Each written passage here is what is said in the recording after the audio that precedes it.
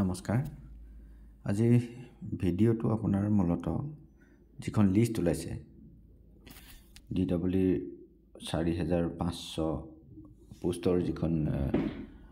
district wise বা caste wise পেলে যিখন লিষ্ট ওলাইছে পোষ্টৰ সেইখনৰ ওপৰত আলোচনা কৰিম কাৰণ কোনোটো ইমাৰ্জেন্সি পটাপট কৰি দিব পাৰে ন এপ্লাই তেওঁলোকৰ বাবে বিশেষকৈ যিসকলে ধৈৰ্য ধৰি পেলাই কৰিব তেওঁলোকৰ কাৰণে বিশেষকৈ পিছত এনালাইসিস কৰা হ'ব কিন্তু সদ্যহতে যাতে পিছত আকৌ ঘপকে মানে এপ্লাই কৰা সকলে মানে কিছুমান ভুল কৰি দিব পাৰে ন তাৰ ওপৰতে মই মানে ডিস্ট্ৰিক্ট কেইখনমান বাছিছিলো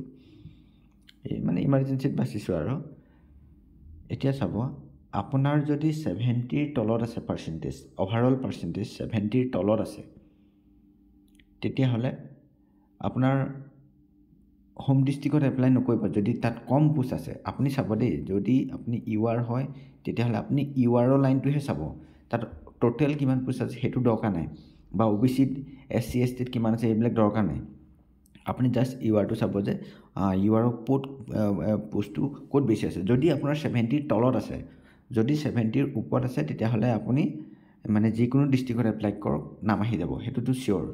লিখি ৰাখিব পাৰে যদি 70 ৰ ওপৰত আছে পাৰ্সেন্টেজ ওভাৰঅল তেতিয়া হলে আপুনি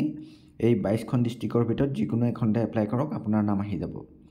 যদি 70 ৰ তলত আছে তেতিয়া হলে আপুনি ধৰক কিছুমান ডিস্ট্ৰিক্টত এপ্লাই নকৰিব সাপোজ ধৰি লৈছো এটা বৰপেটা ডিস্ট্ৰিক্টত আপোনাৰ 67 68 আছে আপুনি বৰপেটাত এপ্লাই নকৰিব মোৰ মতে কাৰণ পাৰ্সেন্টেজ হিচাপটো বহুত বেছি 67 68 পাৰ্সেন্টেজ কিন্তু এইটো এডভাৰটাইজৰ ক্ষেত্ৰত আপোনাৰ হেতু পাৰ্সেন্টেজে কভাৰ নকৰিব 70 প্লাস লাগিবই আপোনাৰ যদি বৰপেটাত পাবলে হয় ইউআৰ ক্যাটাগৰী যদি হয় নহয় জানো বা ওবিসি হলো কৈছো মানে ঘপককে এপ্লাই কৰি নিদিব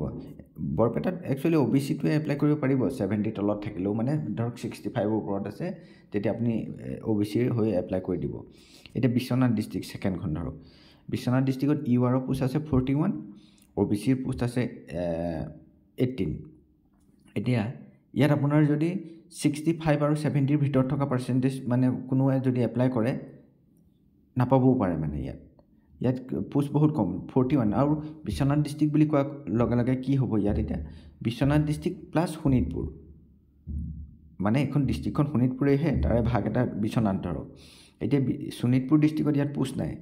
তো নথকাৰ কাৰণে কি কৰিব শোণিতপুৰ ডিস্ট্ৰিক্টৰ গুটি হোপা আহিব